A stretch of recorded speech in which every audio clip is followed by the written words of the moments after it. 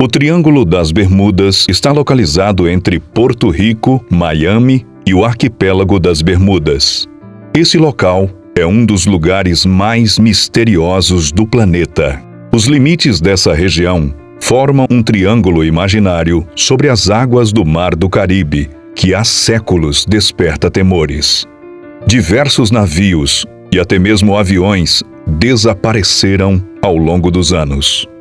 Muitas teorias já foram relatadas sobre fenômenos inexplicáveis, entre elas a possível ação de OVNIs. Mas explicações para esses desaparecimentos misteriosos até hoje dividem opiniões.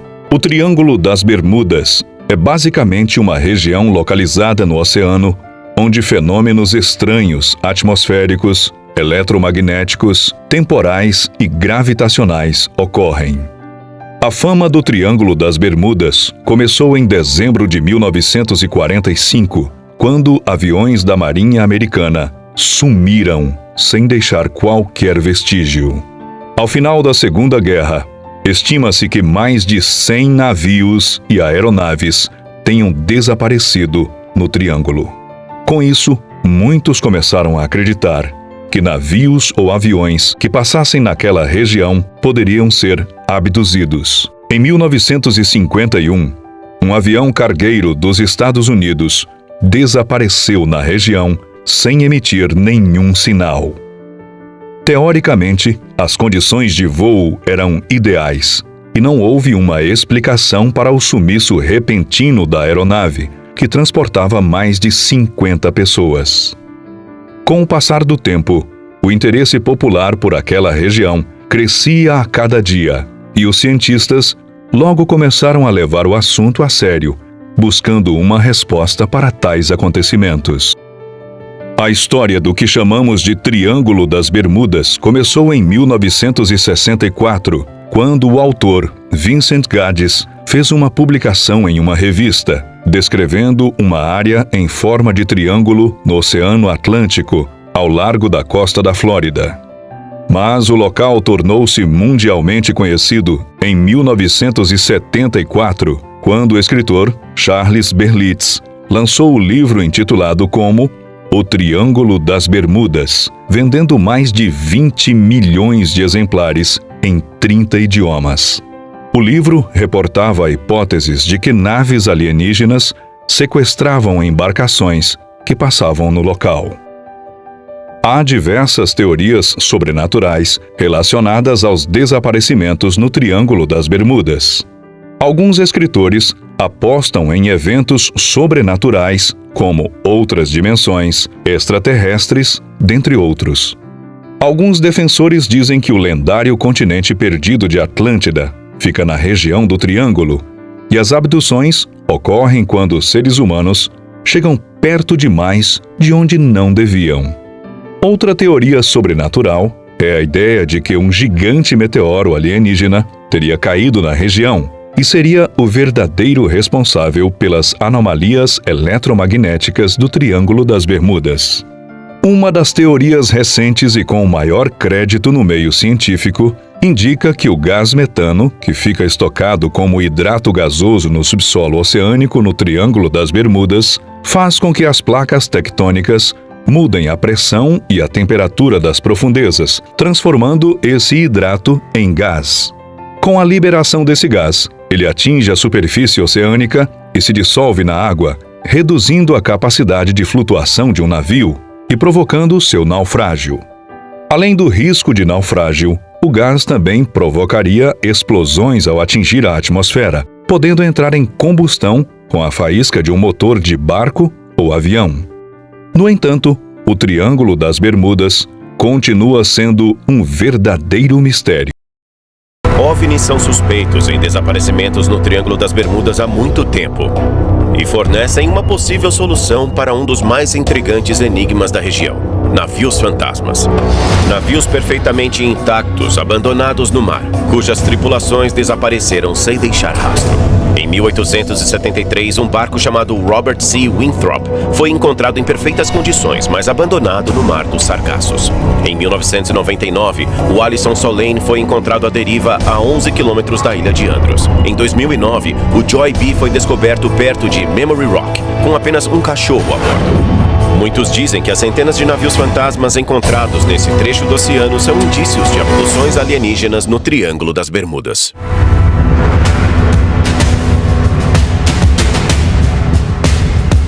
Terça-feira, 12h35. Após 4 dias investigando a experiência de Vini com um OVNI, a equipe finalmente consegue uma pista com uma fonte surpreendente. É um vídeo do governo de uma aeronave militar perseguindo um orbe pelo espaço aéreo, que se encaixa na descrição do que a nossa testemunha viu. Olha só isso. Isso foi filmado em Aguadilha, em Porto Rico, na noite anterior ao avistamento do Vini. Tamanho, formato, direção, velocidade, é tudo similar. Dá uma boa credibilidade na nossa história e agora tudo que precisamos fazer é encontrar uma explicação. No momento, a gente está indo até Miami e encontrar com uns especialistas para saber o que eles acham disso. Olá, pessoal. Ei, tudo bem com você? Capitão Muito Ball. prazer, Robert Powell. Muito prazer. Como vai? O Robert e o Morgan, esses caras têm várias credenciais importantes. A cabeça deles trabalha de maneira diferente da minha. Oi, Morgan, muito prazer. É um prazer. Morgan, prazer. Eu sou o Chuck. Eu sou aquele tipo de cara mais bronco, mas adoro nerds brilhantes. Eles são sensacionais. Muito obrigado por terem vindo encontrar com a gente. Conta pra gente o que vocês fazem. O nosso grupo se chama Coalizão Científica de Estudos de Fenômenos Aéreos Não Identificados. Somos em 62 indivíduos. 24% têm doutorado. Todos temos formação científica e todos temos interesse em fenômenos como esse. O que vocês chamam de fenômenos? Objetos voadores sem explicação conhecida. Então são OVNIs? Sim, são basicamente a mesma coisa. Nós assistimos ao vídeo, mas vamos direto ao ponto. Ele é real? Sim, o vídeo é real. Não há a menor dúvida quanto a isso. Nós conseguimos a data do radar e, por meio da data do radar, sabemos que o avião que aparece no vídeo existia naquele momento, naquela localização. E eu sei que era um avião militar baseado no número do transponder. 1h30 da tarde. Chuck e Mo se encontram com cientistas para examinar um possível indício em vídeo de um OVNI. As imagens foram registradas por um bombardeiro da alfândega norte-americana com uma câmera infravermelha sobre um aeroporto civil militar em Porto Rico. E o mais chocante, ele foi filmado na noite anterior a um avistamento parecido na Flórida, na extremidade oposta do Triângulo das Bermudas. Muito bem, isso foi em 26 de abril de 2013 em Aguadilha, Porto Rico. Como podem ver, tem esse pequeno objeto voando. Parece que ele está quase voando ao acaso, como se fosse um balão. Certo? Eu paro o vídeo que vemos no fundo da imagem são vacas. Portanto, as imagens estão em Infravermelho. Infravermelho, exatamente. Preto é quente, branco é frio. Nos dá uma referência de temperatura porque sabemos que as vacas, em Com média, têm certeza. 43 graus. Essa é a sua temperatura corporal. Então é tão quente quanto uma vaca? Isso, tão quente quanto uma vaca ou mais. Mas que tipo de vaca voadora é essa? Foi isso que me deixou mais intrigado. Quando esse objeto atinge a água, ele desaparece por 1/3 de segundo e, a olho nu, você não vê mesmo nenhum espirro da água. Mas olha só o que acontece. O objeto que você vê aqui meio que bate nas ondas e quica bem aqui. Como ele consegue ficar no ar e entrar na água? Excelente pergunta. Eu não faço a menor ideia de como ele faz isso. O vídeo dá muita credibilidade ao relato que o Vini fez. As semelhanças entre as situações, a maneira como ele falou sobre o objeto e sobre como ele entrava e saía da água, a velocidade, o formato, tudo isso dá muita credibilidade para tudo que o Vini disse pra gente. Muita gente quer acreditar que é um balão e pronto. Dizem, bom, o objeto não entrou na água de verdade. Deve ter uma nuvem ali no meio. E claro que a resposta lógica é que se uma nuvem bloqueasse a imagem infravermelha de um objeto, ela teria que bloquear também as ondas. Mas as ondas continuam ali. Sim, você quase consegue ver aquela nuvem. Então você teria que dizer Indo que junto. ela era uma nuvenzinha que seguia o objeto enquanto ele passava por ali. Você tá usando bom senso e ciência novamente. Como você se atreve? Exatamente. Foi isso que aconteceu. Tendo sido militar, a minha primeira consideração era que parecia um míssil Tomahawk. Pensamos de maneira parecida. Foi isso que passou pela minha cabeça como explicação mais provável. Mísseis Tomahawk são usados em combate pelo exército norte-americano desde 1991. E eles podem ser lançados debaixo da água por submarinos. Inicialmente, o foguete impulsiona um míssil de 1.400 quilos pela água e para o ar, onde suas asas se abrem e o motor a jato é acionado. Porém, não há indícios de que o governo norte-americano tenha desenvolvido alguma tecnologia capaz de permitir a reentrada do míssil na água durante o voo. Não temos um míssil capaz de sair da água assim. Tá certo? Sem emissão de calor. Sem um impulso. Exatamente. Você poderia pensar em um drone, mas eu não conheço nenhum drone capaz de sair da água sem algum tipo de propulsão, como um foguete, talvez. Existe alguma coisa no planeta capaz de voar dessa maneira? Não que eu saiba. Não está olhando para um pássaro, um avião. Isso não é uma aeronave. Eu não conheço nenhum objeto feito por humanos que tenha essas características. Já se pegou naquele estado em que fica inquieto sobre a possibilidade de não estarmos sozinhos? É o tipo de coisa sobre a qual a gente sempre se pergunta.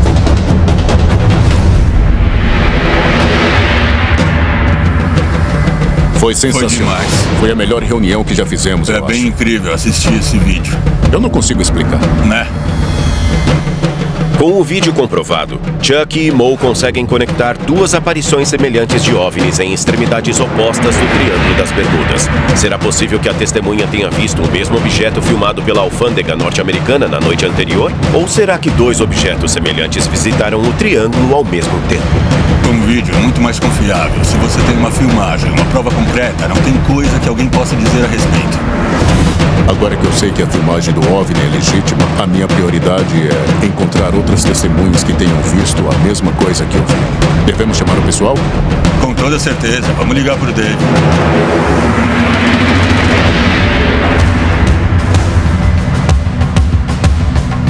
9h55 da manhã.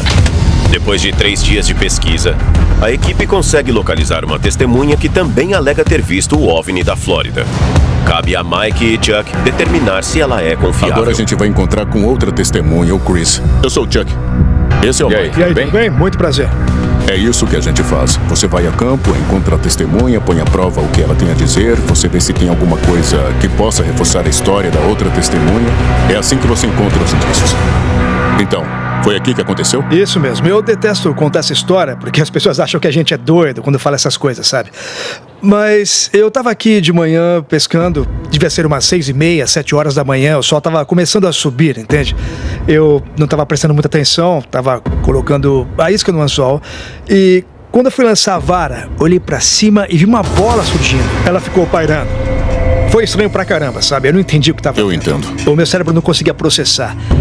Então eu peguei o celular e quando eu enquadrei o objeto na câmera, ele desceu reto pra trás das árvores. Ele fez algum tipo de zigue-zague ou alguma coisa Desceu parecida? direto pra trás das árvores. Ele subiu e depois desceu. A experiência da testemunha aconteceu a menos de 10 quilômetros do avistamento original do OVNI e se encaixa com a descrição de um objeto que sobe pelos ares antes de afundar no oceano.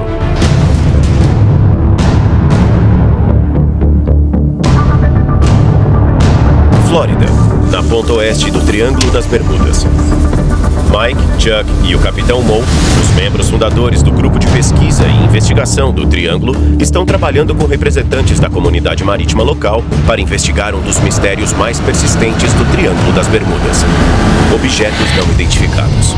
Alguns especialistas acreditam que os OVNIs podem ser responsáveis por muitos dos desaparecimentos inexplicáveis na região.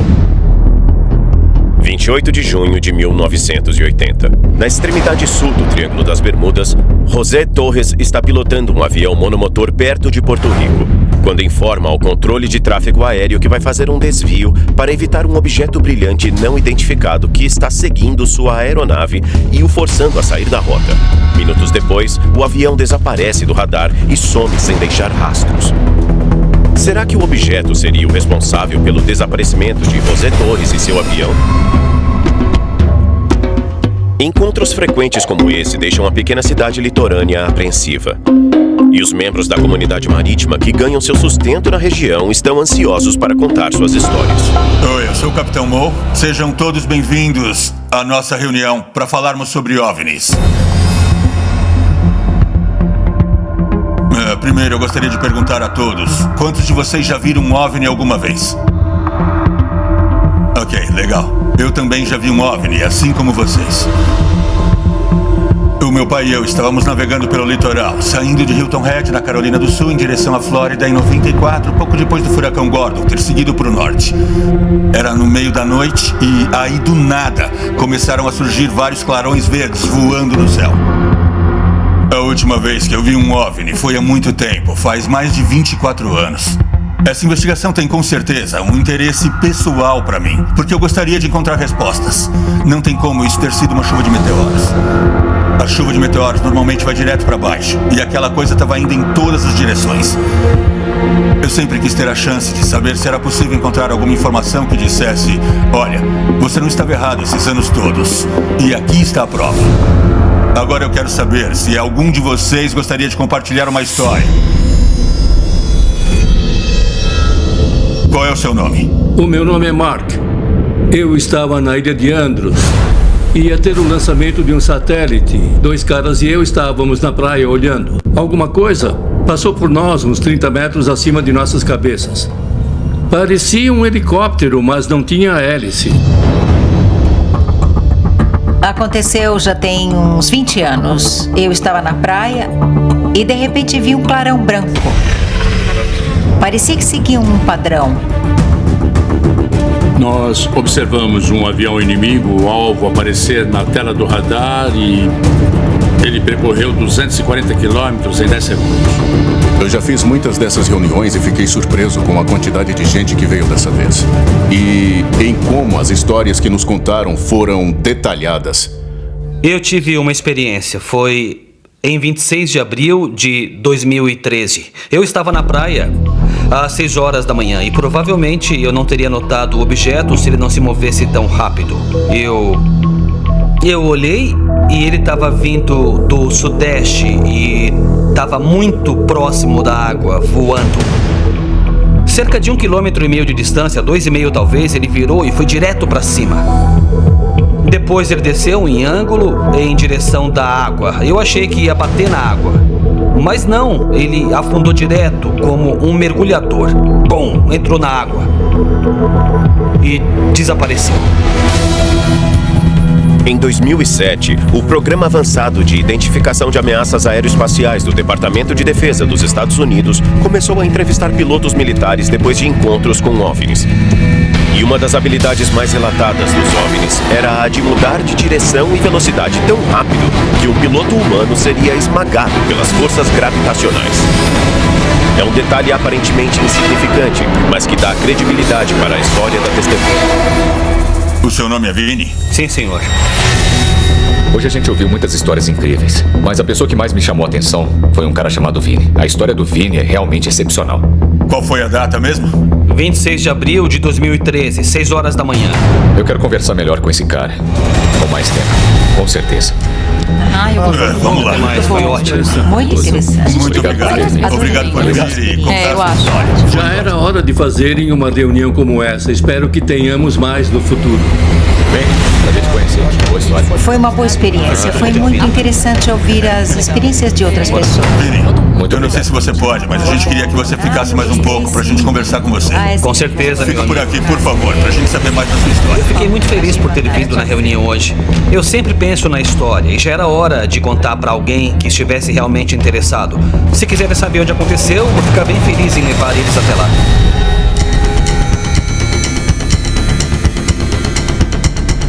Nove da manhã. A equipe vai ao local onde a testemunha viu o OVNI. Seu objetivo é procurar inconsistências em sua história e dar ao membro do grupo e ex-perito em reconhecimento do Exército, Dave Sico, a chance de ouvir os detalhes do avistamento em primeira mão. Por que estamos aqui? A gente vai encontrar com um cara que falou pra gente que viu uma coisa. Eu acredito em OVNIs, eu já os vi. Quando eu era do Exército e estive na Bósnia, trabalhava como perito em reconhecimento.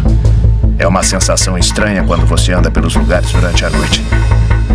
Uma vez eu vi 3 ou 4 objetos se movendo. Ficaram dando rasantes para todo lado. Bateram uns nos outros, viraram uma grande bola e desapareceram. Vini. Como vocês estão? Tudo bem. Dave?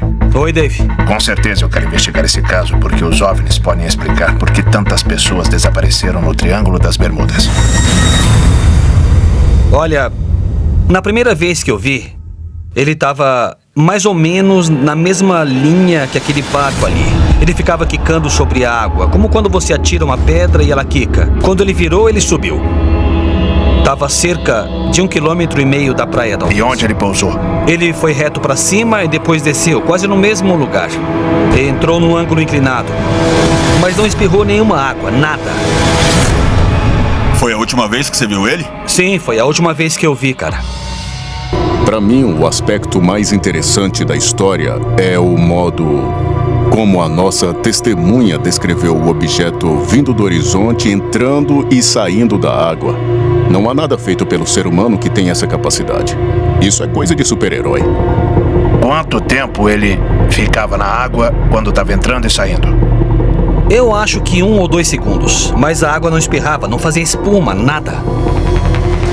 A capacidade de viajar com facilidade em ambientes tão diferentes quanto o mar, o ar, a atmosfera terrestre ou o espaço se chama viagem transmedium e é uma outra habilidade frequentemente descrita em OVNIs, segundo o Departamento de Defesa dos Estados Unidos. Aponte a direção em que você viu ele. Foi bem naquela direção. O legal da história do Vini é que ele nos deu uma direção e uma estimativa de distância. De 1,5 km a 2,5? De 1,5 km a 2,5. Aquele OVNI pode ainda estar lá. A gente pode encontrá-lo.